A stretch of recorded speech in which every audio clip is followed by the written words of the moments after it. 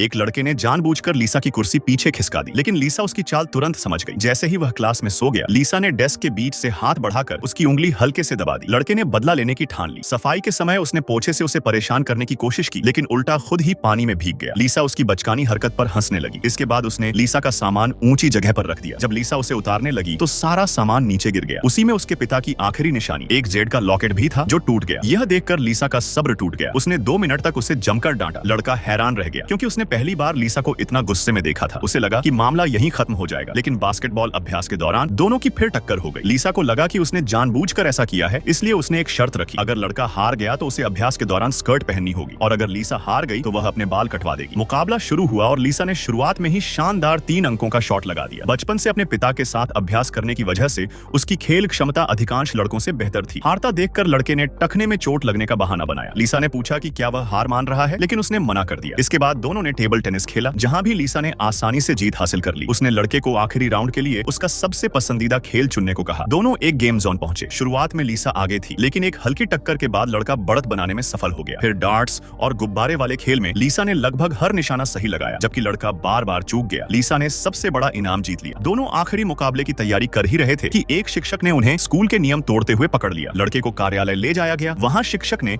उसका छात्र पहचान पत्र दिखाया और पुरानी घटना याद दिलाई। एक इंटर स्कूल प्रतियोगिता में उसने नियमों का पालन नहीं किया था और अनुचित तरीके से पहला स्थान हासिल कर लिया था। उसे लगा था कि लीसा ने उसकी शिकायत की थी, इसलिए वह लगातार उसे परेशान करता रहा। लेकिन सच्चाई कुछ और थी। उसका पहचान पत्र टैक्सी में छूट गया था और टैक्सी चालक ने ईमानदारी से उसे स्कूल पहुंचा दिया था। यह सच जानकर लड़के को अपनी गलती का गहरा एहसास हुआ। अगली सुबह वह सबके सामने अपनी शर्त निभाते हुए स्कर्ट पहनकर खेल के मैदान में पहुंचा। फिर उसने लीसा से दिल से माफी मांगी और दोनों के बीच की गलतफहमियां हमेशा के लिए खत्म हो गई।